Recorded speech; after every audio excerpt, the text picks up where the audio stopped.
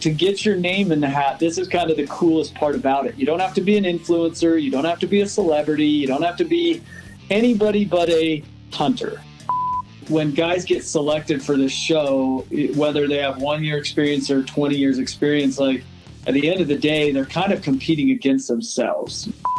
I mean, I'll just tell you, Lucas, last year you would have had a 33% chance to be on the show. That's how many applications we had. I do know that we have an absolute blast, and it's a hunt and an experience that no one will ever, probably be able to match. You've got a professional videographer that's following you around. You have a chance to win a matchup and win a bunch of gear. We had crispy boots, black Ovis pants, canvas cutters, solo stoves, prime bows for the winners last year of the matchups. And it was enough to drive guys to hunt as hard as they've ever hunted. And that is what we wanted.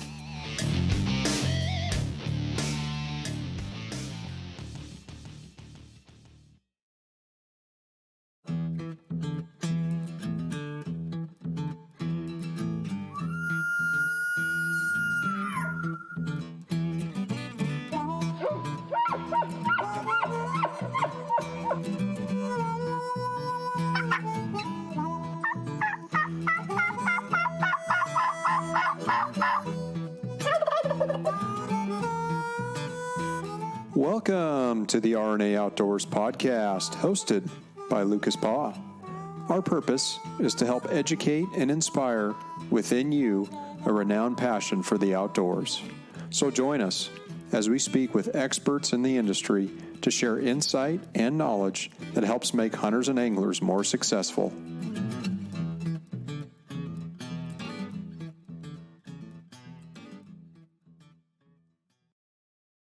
Tuning in and welcome listeners to the show. Hey, it's Lucas Paw and you are listening to the RNA Outdoors podcast. And I am excited today to bring you a new episode. So, this time of year, typically we're filling the halls and in exhibit halls and going to shows. And unfortunately, a lot of that just didn't happen this year. So that gave us all an opportunity to kind of reflect and maybe get out in the field and do some different things that we normally would or wouldn't do in kind of the wintertime. So it's been a little bit different for us this year, but I think we're all kind of figuring all that out. So anyway, like I said, excited to bring you all a new show today. Wanted to kind of tee it up with talking about, thinking about most of us, have some type of competitive nature to our personalities. I think it's kind of part of the reason maybe for the why and why we hunt. Internally, I think we all have a drive, to do better, or maybe, let's say in your season last year, if you harvested a cow elk, your goal this year is to maybe harvest a bull. And to me, that's a competitive nature. And really, a lot of us have that kind of that drive to excel each year. But to me, hunting is very much a progression. And, I think everyone is at different stages to that progression, right? Some are willing to eat a tag if they don't find what they're looking for. And I've been in that boat many times, or others are, willing to harvest right at the first attempt. And I think that's what really makes, what we do and what we love so special. So anyway, a little spin on that. So think about this competition where you're matched up head to head or potentially in pairs with someone else you may or may not know. On a level playing field, potentially in an undisclosed location. You have 7 days to get it done with virtually zero prep or scouting time. So it's kind of a lot there to take in, but definitely, again, kind of a different spin on competition. Well, today I'm excited to have Troy Goeckeritz on with Hunt Warz, and he is spinning this narrative, and I'm excited to have him on the show today. So, Troy, welcome to the show, man.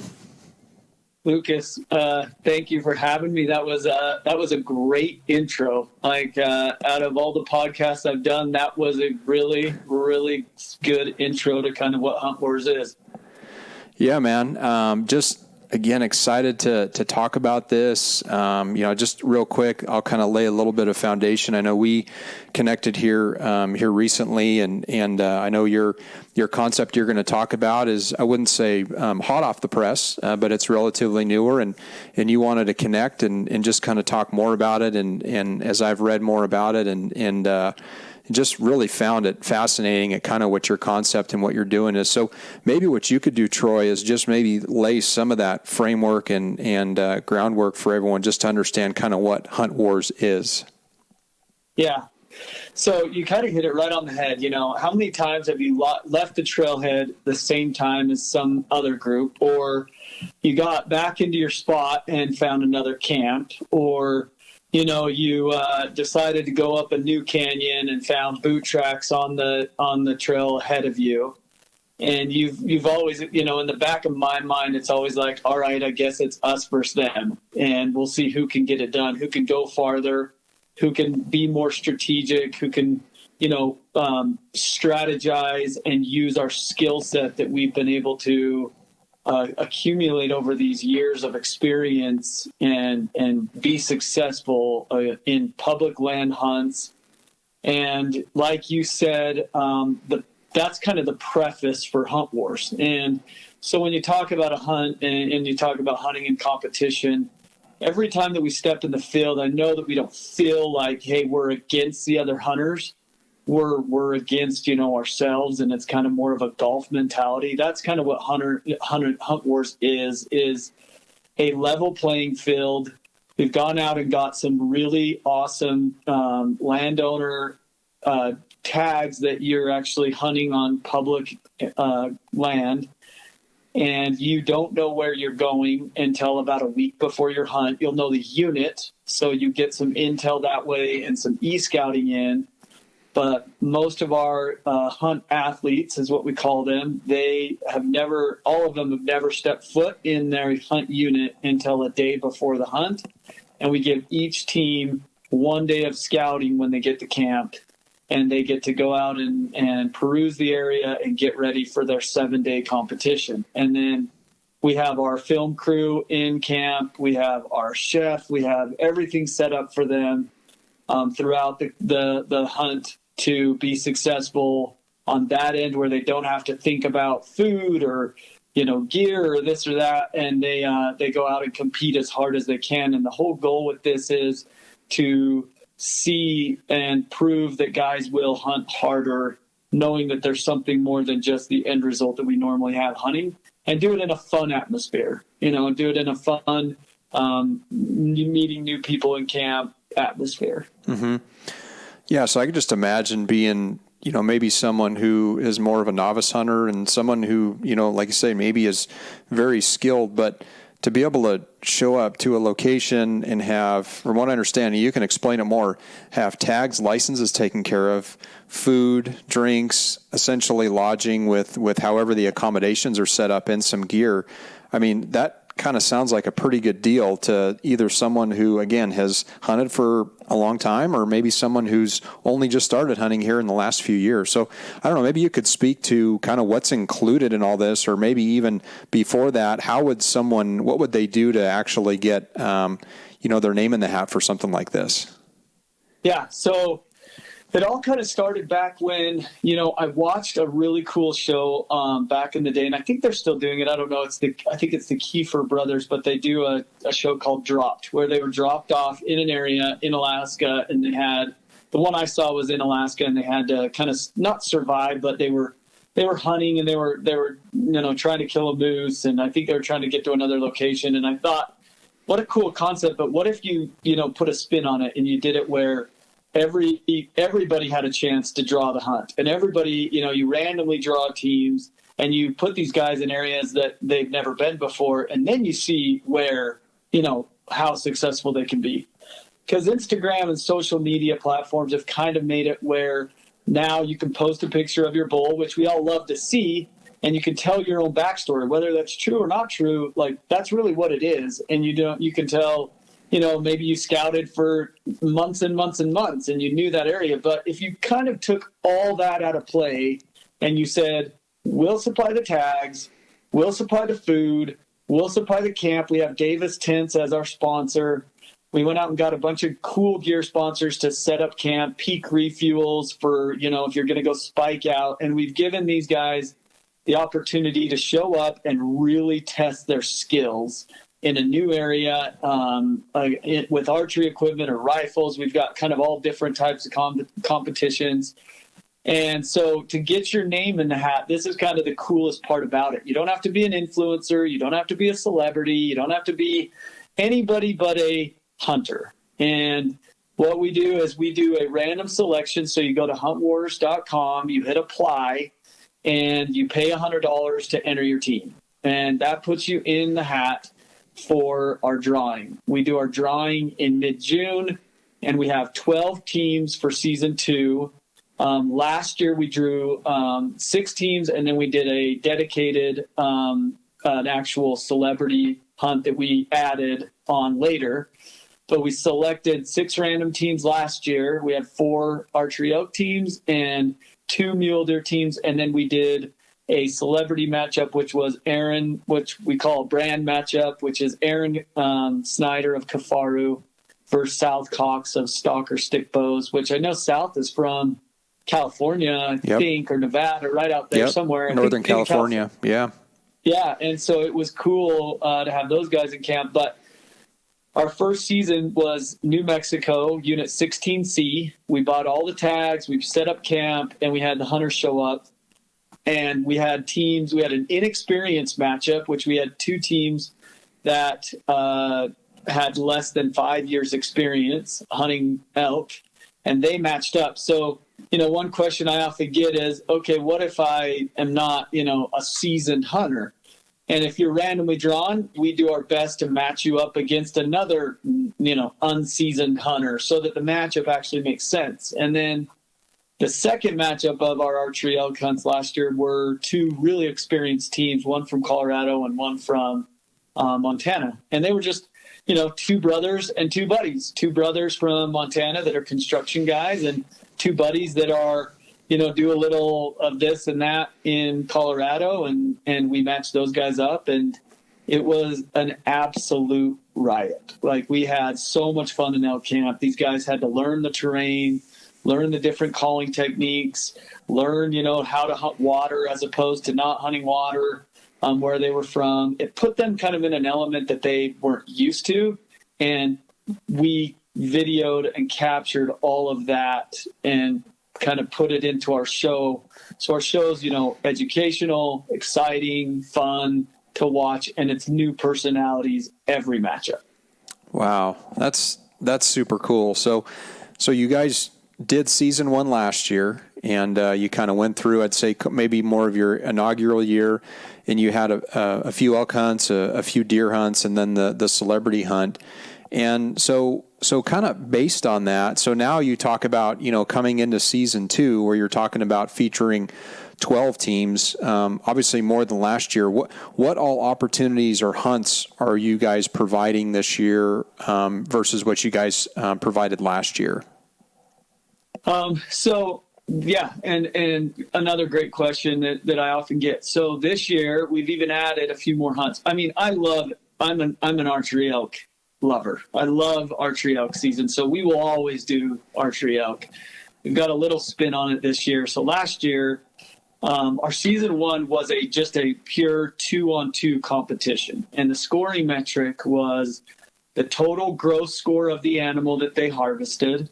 The age of the animal gave them an additional double point. So if a bull was 5 years old, we had them aged, then they got an additional 10 points added to their score. Okay. And then the third metric, which actually I really loved, was shot yardage. And, with guys shooting way out to 100 yards these days, we actually wanted to do kind of the reverse of that, and we penalize guys for taking longer shots. So 0 to 40 yards, which is everybody's kind of sweet spot, was a 0-point deduction. If they took a shot from 41 to 60 yards, then they got a 10-point deduction. If they took a shot from 61 to 80 yards, they got a 20-point deduction, and anything over 80 yards was a 30-point deduction on their score.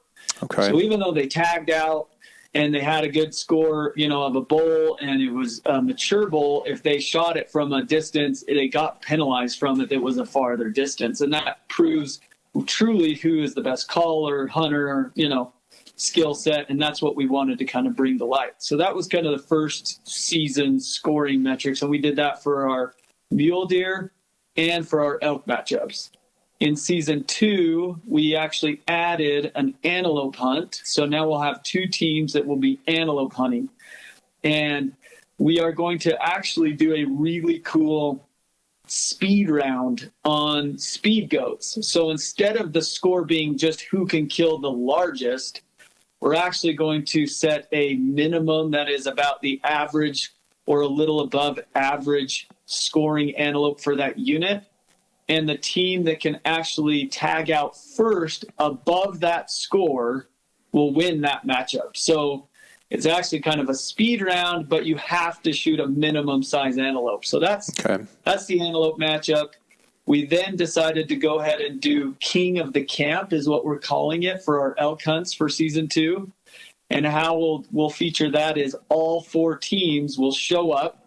They'll hunt the same week, the same unit. So they'll have the same rut, the same weather, the same general public to deal with, and it will be all 4 teams against each other. So you're not just against one other team, you're against 3 other teams, and it's whoever can prevail in that 7-day window and score the most points.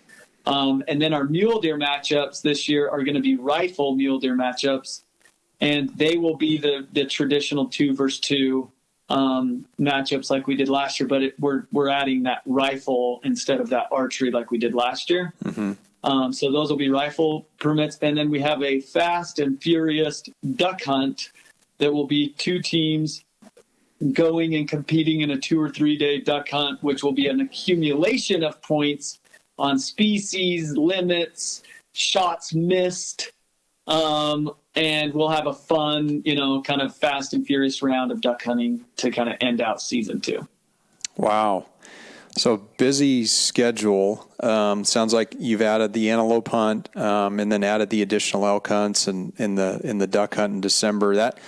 So kind of rounds out kind of in August to December. So what that provides is obviously more opportunities for folks that are applying, but also more content for you, which is, I think, kind of how these things go. And as they grow, they get bigger and bigger. And, like you said, you probably almost doubled what you provided from season 1 to season 2. So that's pretty exciting. Kind of just talking about, competition. And, I think about like some of the tags I've drawn some really good tags. I've elk hunted in New Mexico, and I've, antelope hunted, all over the West, and mule deer hunted, and I've had some really good tags, really good coveted tags. And there's always an element of pressure associated with them anyway.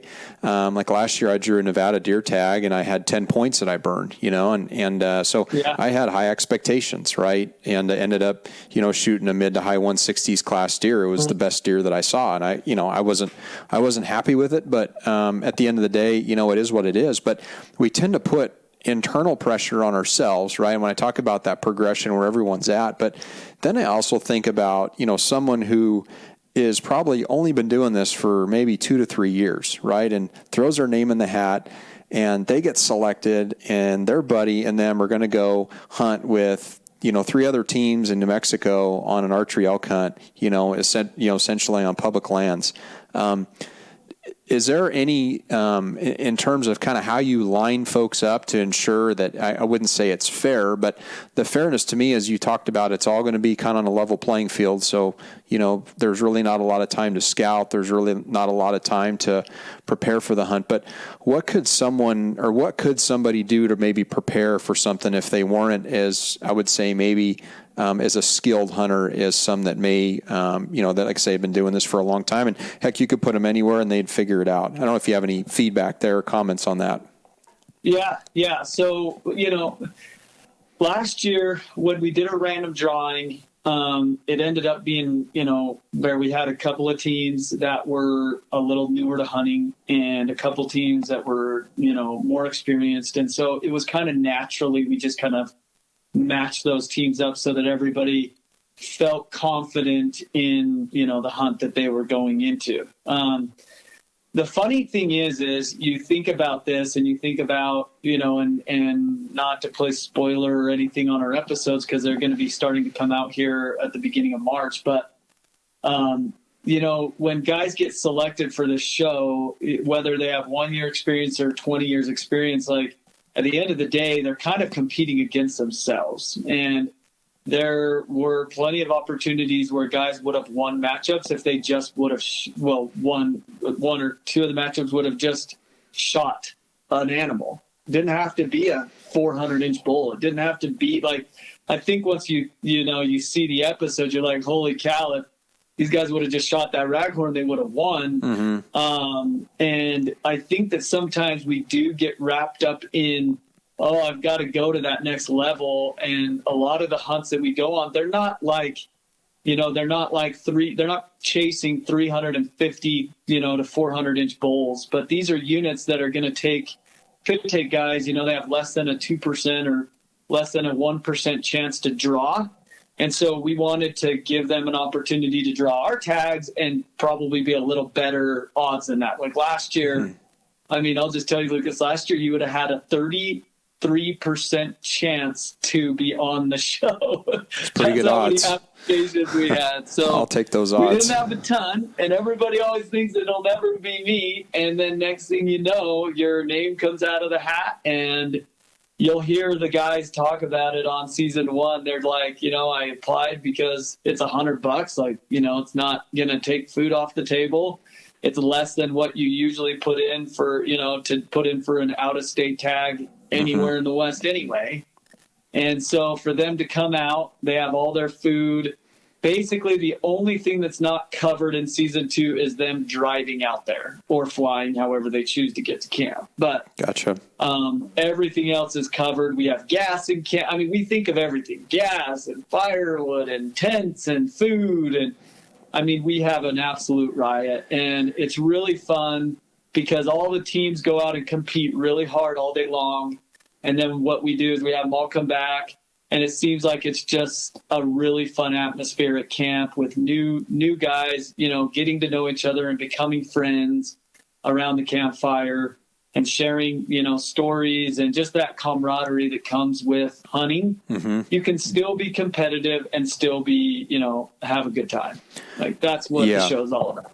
I think that's pretty neat. And I can think of how many times I've been out and I've met just some of the best people in the world. And I truly think the best people in the world are in the, the hunting and the outdoor industry, right? They're just all really good people. But when you were kind of talking back to, how we, I'm one of those guys that applies in, 15 of the Western states. I have a lot of points in various states, and states like New Mexico, I just apply every year because I want to get dumb lucky and try to draw a tag. But let's say in potentially one of the states that, let's say I was to apply and get awarded a mule deer tag in October, and at the same time I drew, let's say, a Utah, general license or something. How would that work for someone who's already maybe has an application or maybe already potentially drew a tag and then maybe gets on the show? How would that scenario work?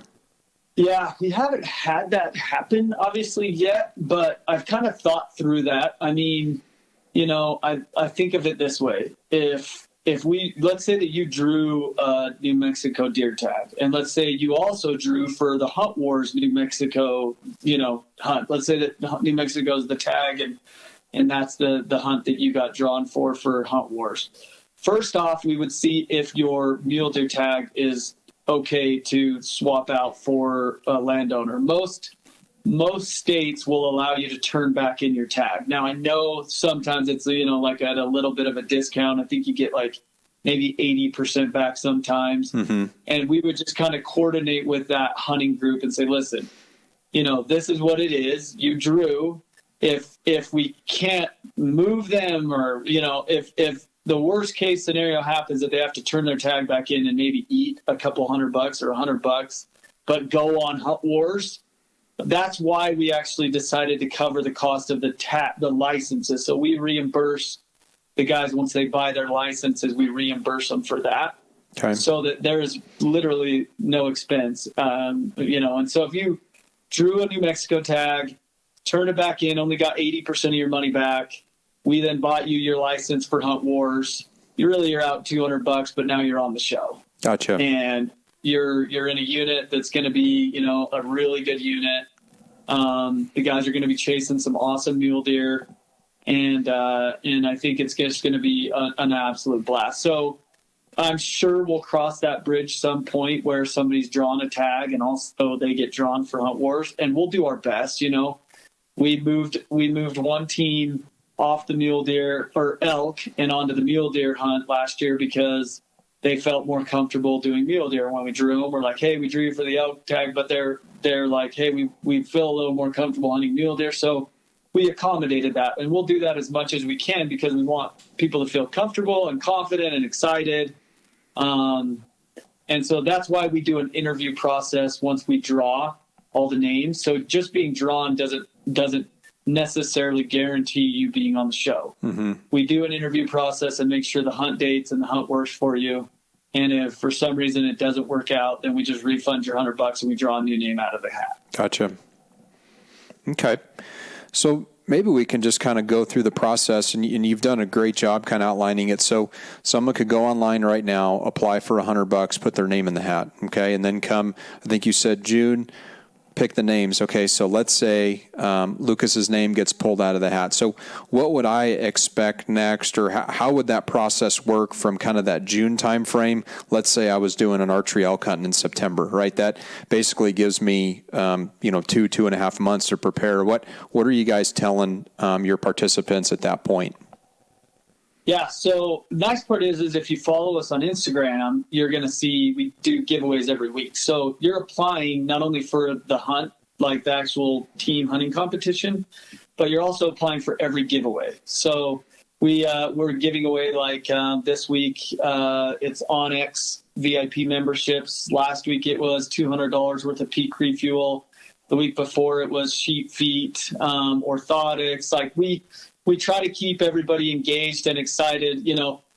I always say the best and the worst day of the year is when you find out if you've drawn or you haven't. And then you're just in depression after that, or you're elated. And so what we wanted to do is kind of keep everybody engaged. So as you put in, when you apply for Hunt Warz, you apply for all the giveaways, and we give something away every week. So it gives you something to look forward to every week of the application period. And then mid-June, we'll be drawing the teams, and we'll do that live. We'll put 12 spots up on the board. We'll draw 12 teams.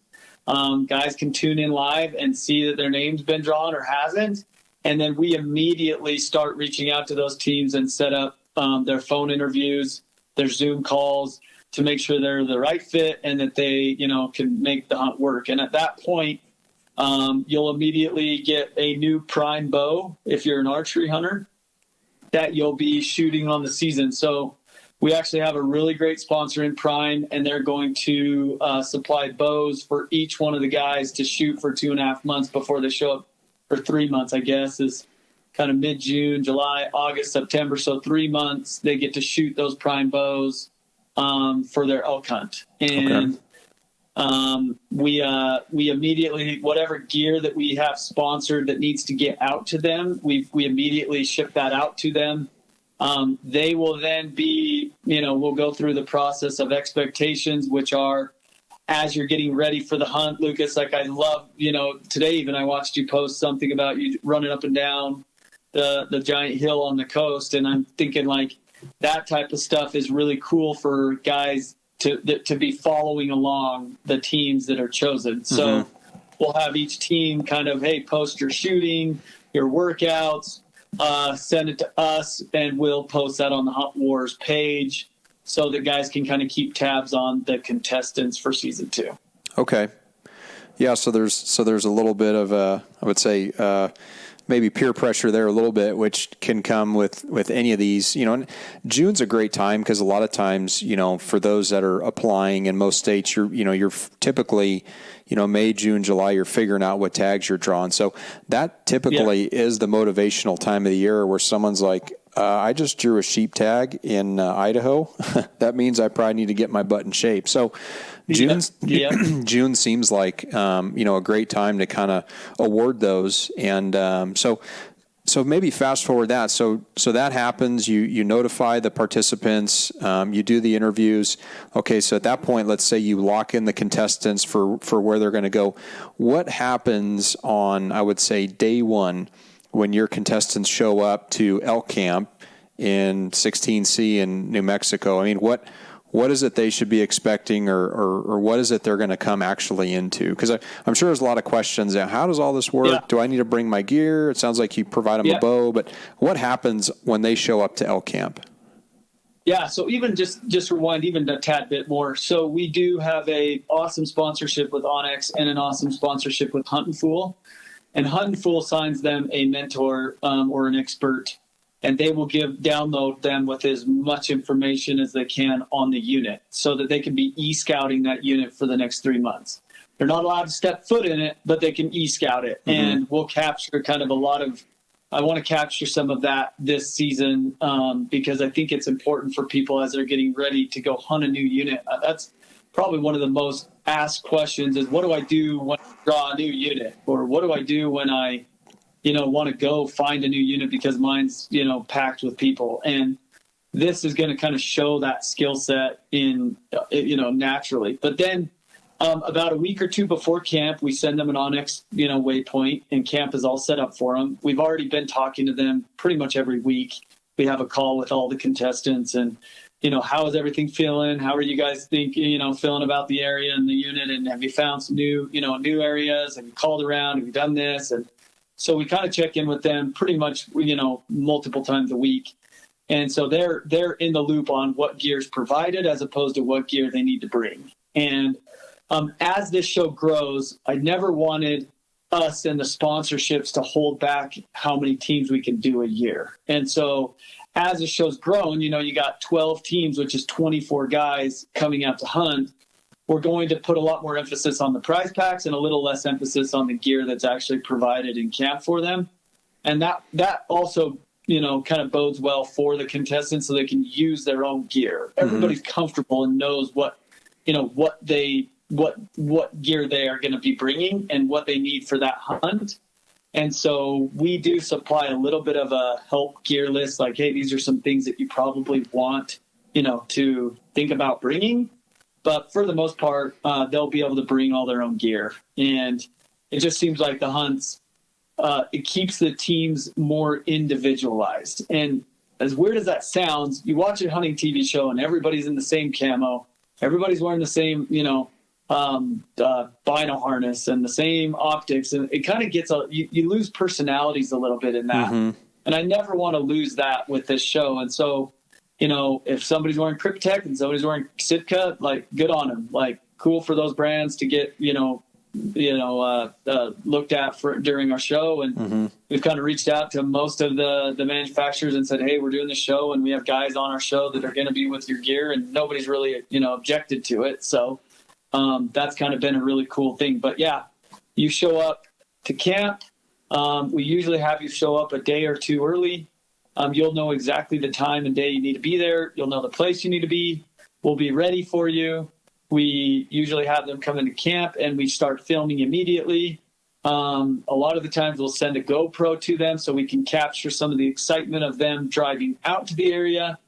And then we have the cameraman right in camp that will be filming background, like kind of stories of who they are, what occupation they have, what family they have, just so that we get to know the contestants, throughout the episode. And then from there, we turn them loose and let them go scout for the day. And we've got Baku bikes in camp this year, so they'll be able to zip around on the Baku e-bikes if they want.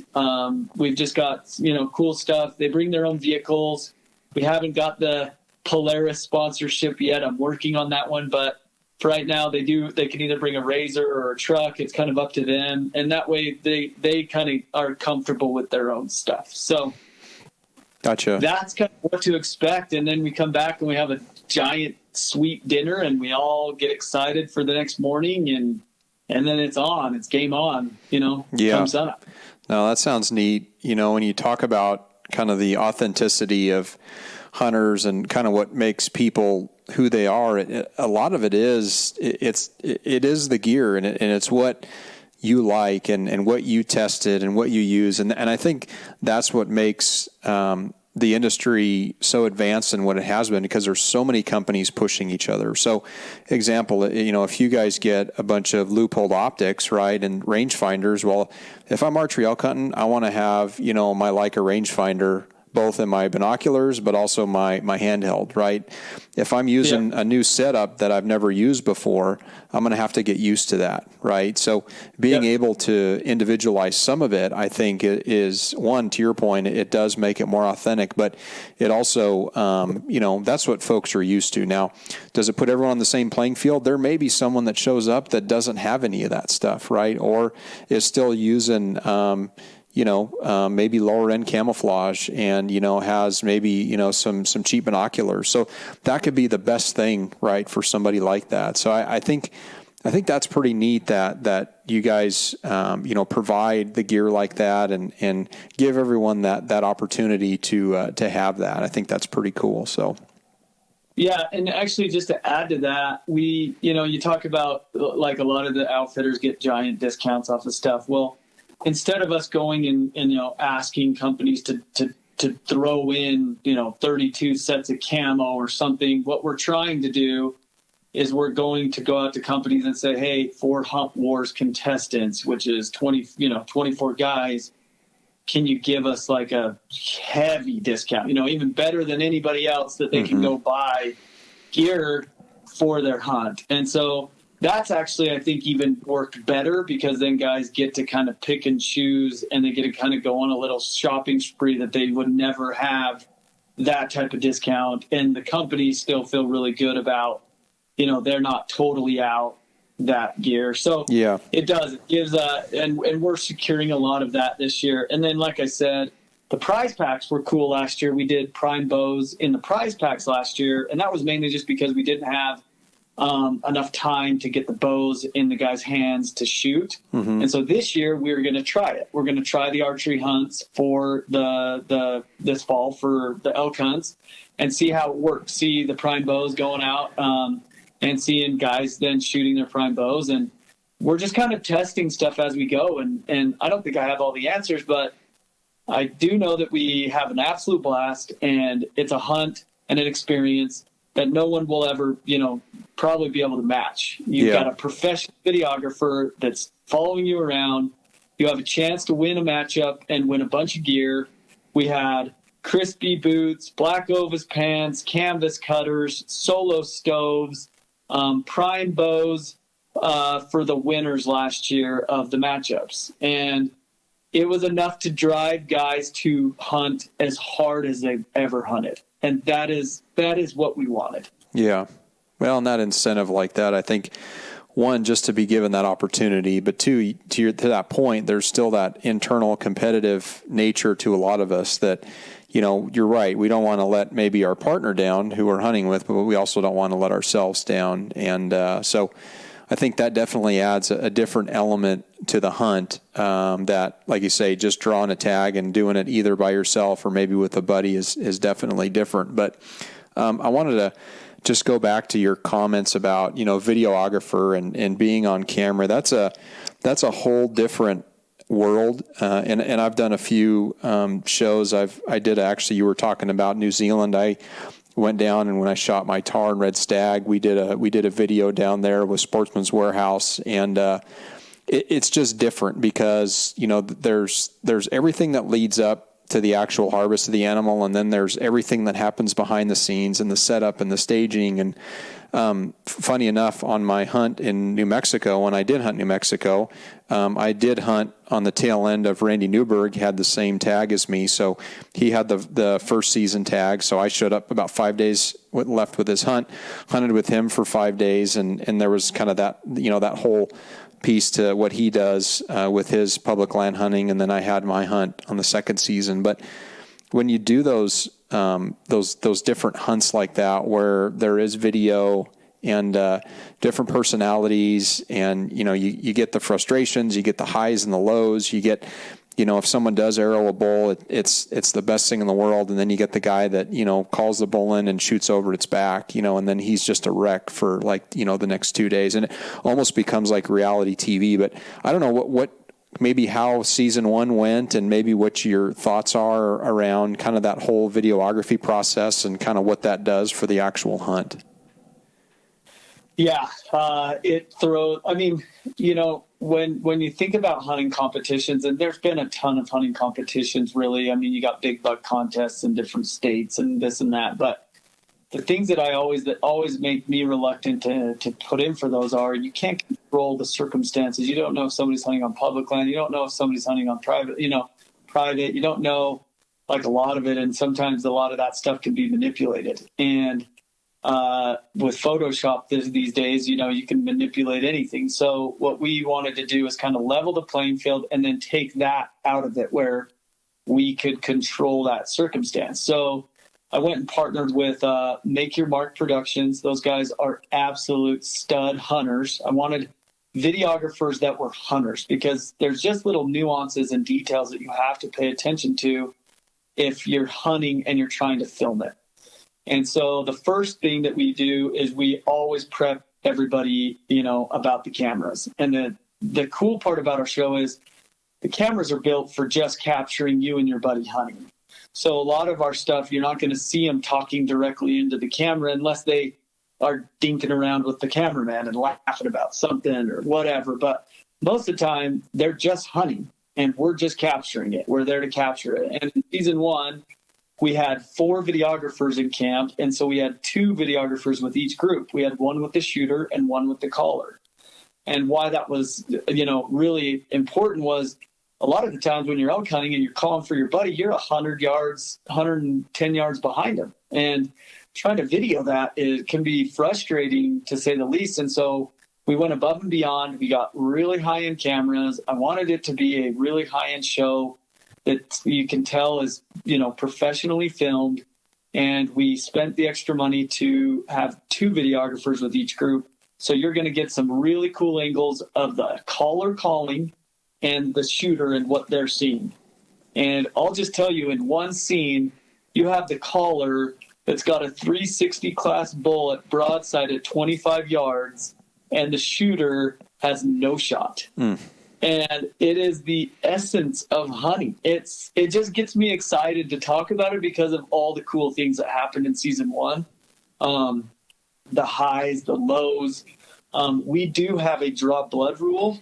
So our ethics are at an all-time high. And I am a very, very ethical hunter. That's just how I was raised. And so we have a draw blood rule, which basically says if you draw blood in any type of where we feel like it's a mortally wounding shot. If somebody skims a leg and we can clearly see that and there's a drop of blood, we would probably override that as a group. But mainly if there is a shot that is placed in anywhere in that, abdomen area, that is their bull.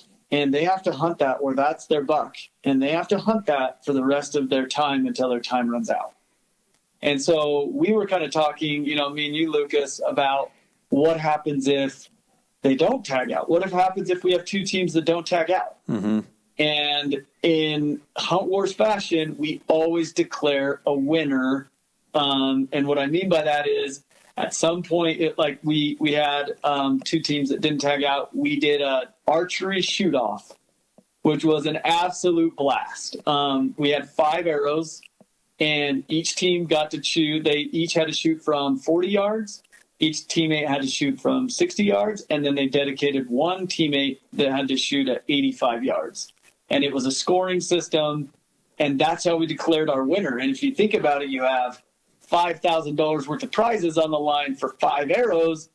You see some guys start really shaking, trying to hit bullseye. So we really wanted to just capture, as much fun and excitement and give guys an opportunity that they never could. And I feel like we captured that in season 1, and I can't wait to get out for season 2. And the more people that apply just brings us more, opportunity to do more matchups and to have more people on the show.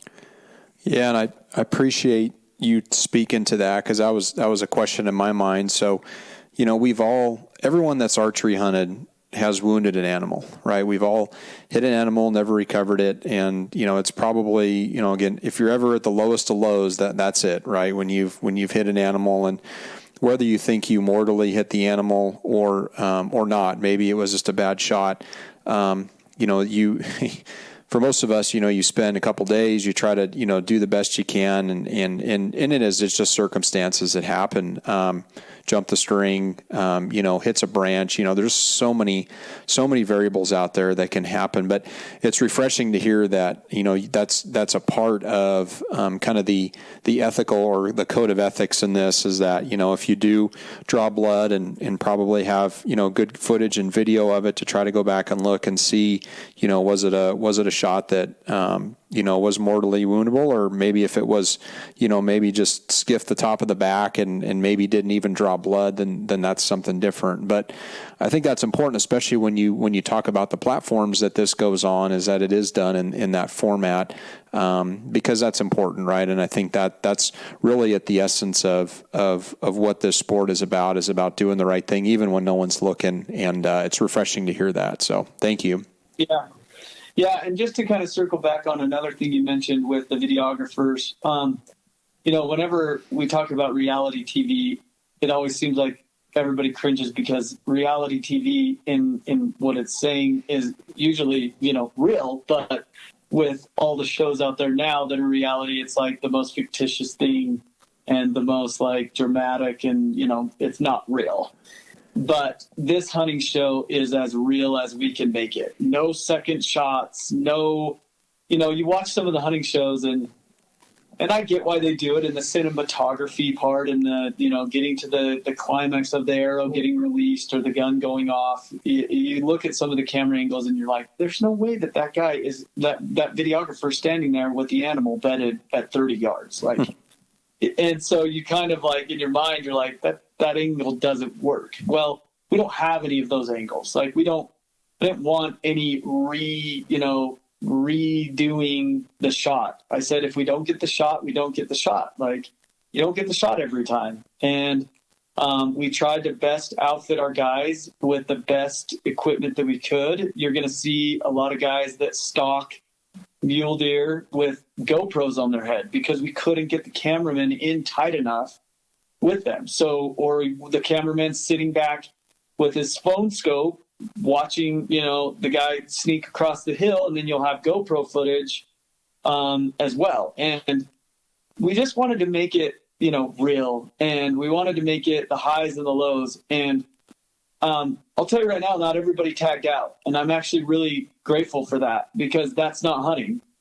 Like you said, sometimes you pass on bulls that maybe you look back and you're like, ooh, probably shouldn't have passed on that bull. Mm-hmm. And other times, you're looking for, the biggest one you can possibly, and you're okay eating a tag. And so that happens. And it's so funny to listen to the athletes on the show come back every night at camp, and they always are second guessing themselves. Like, oh my gosh, we had this bull in, range, and we probably should have shot him, but holding out for this. And it just brings all that you go through anyways in a hunt, especially on a tag that you've waited 10 or 15 years for, even more heightened because of the things that are on the line.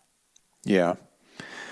No, I think that's, the essence of what this is pretty special. It's pretty neat. And, and to your point about, filling the tag, to me, it's always been about experience. And I think what folks can probably draw away from this is, it is a competition. But at the end of the day, when you walk away from it, right, I guess the first question I would always ask is, did I have fun, right? It's going to be a grind. I've yet to ever do anything where it's been easy, shoot the animal off the side of the road.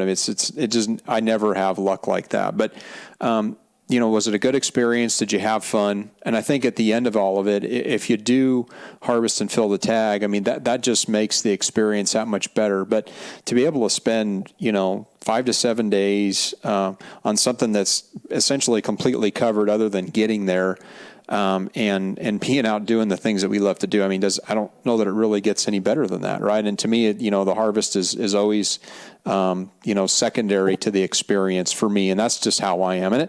And that's become a progression. Even the meat is second and third to me, right, to the experience. To me, it's all about the experience, getting out and seeing different country, doing different things, and just enjoying the moment. And that's really the essence of what it's about.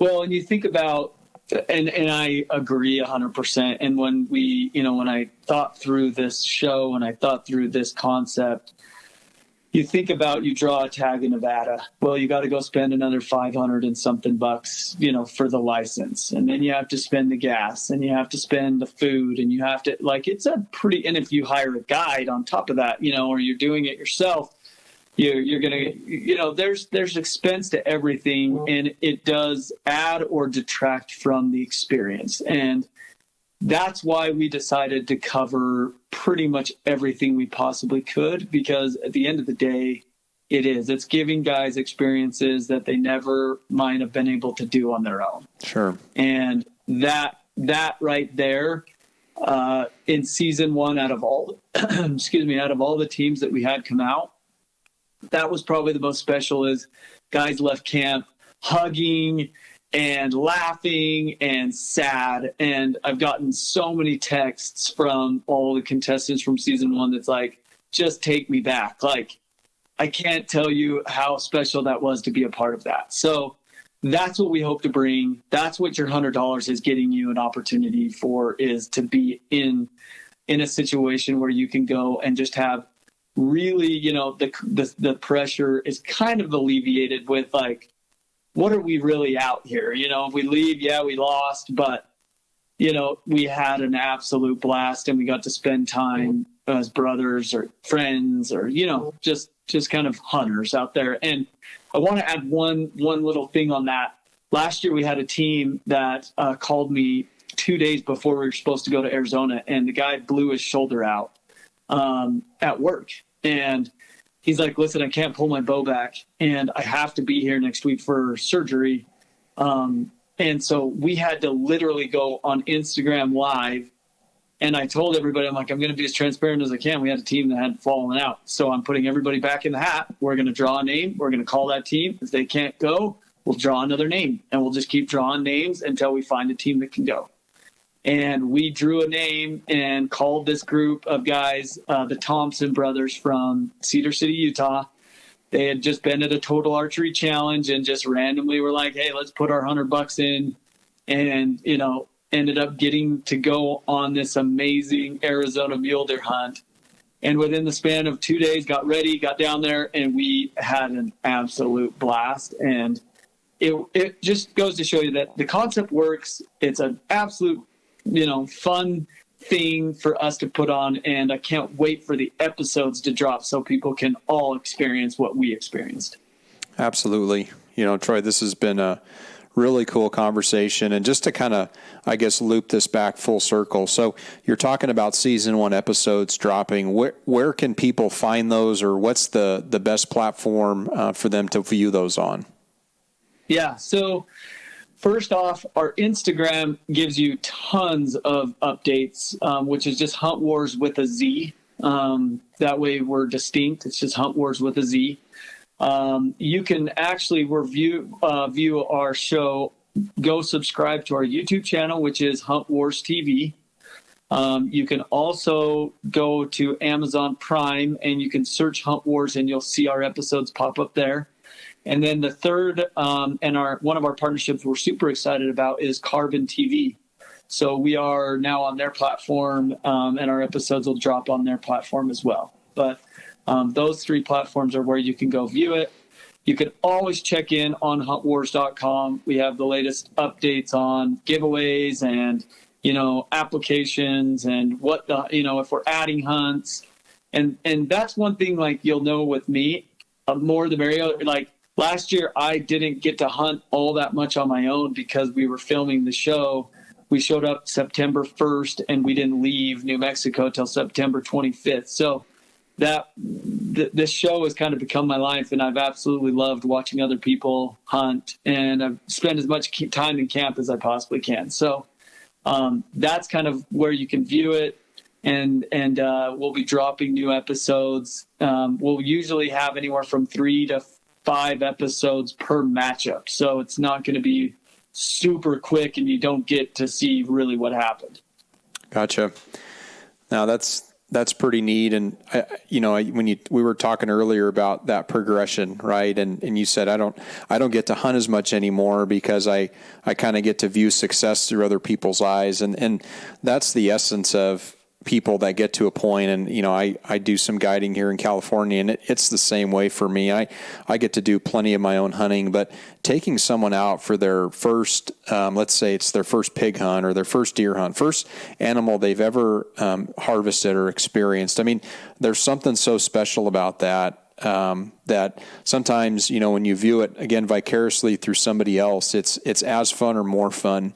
And it's neat that you're experiencing that a little differently than others might. But again, it's just that progression and kind of how we learn. And it's just, again, I think what makes the concept pretty special. So really neat having you on, Troy. Any last words or comments or anything to leave the listeners with?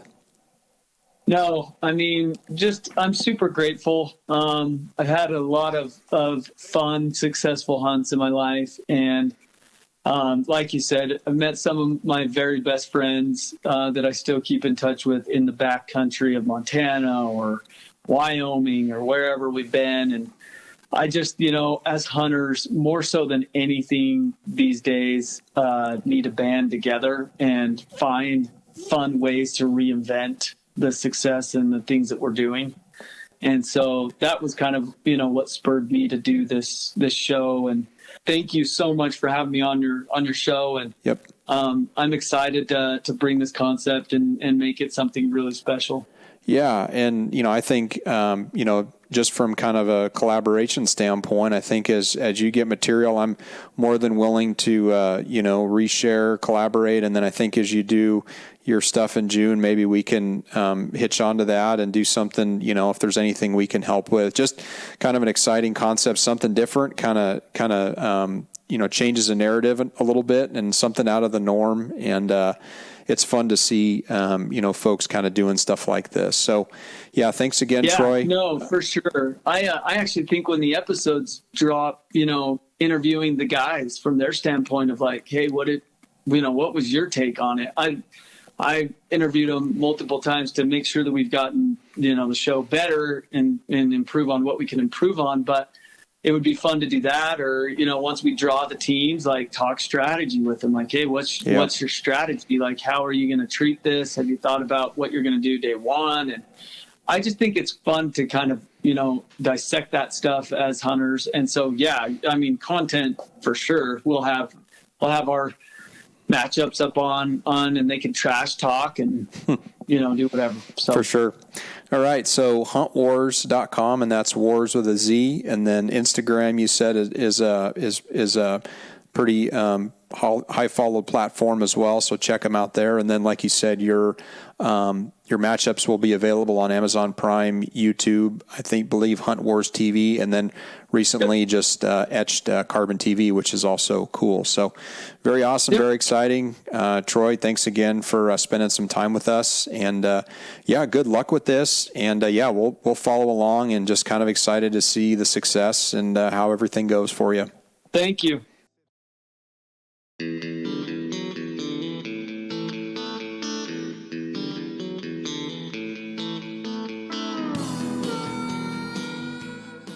Hey everyone, this is Lucas Paw, host of the RNA Outdoors podcast. Please check out Podbean and iTunes. If you have an iPhone or iPad, go to the podcast app on your device, search for RNA Outdoors, and hit the purple subscribe button. When doing this, it will automatically upload when new podcasts are loaded, and they will download into your queue. For Android users, you can access the podcast through Podbean, Stitcher, or use our website, www.rnaoutdoors.com/podcast. In addition, under the RNA Outdoors podcast channel, please leave a review and a 5-star rating. These reviews help boost our popularity and outreach. You can also follow us on our social media outlets, Twitter at RNA Outdoors, Facebook, RNA Outdoors, and Instagram, Rod and Arrow Outdoors. All links are in the show notes as well. If you like what you've heard, we hope you'll pass along our channel to your friends and colleagues. Keep up the good fight. We cannot sit by and watch the public lands devoted to wildlife protection wither away. There's simply too much at stake. Make your voice heard, speak up, and get involved with conservation efforts, and know that every little bit helps. As we say on the mountain, go farther, stay longer.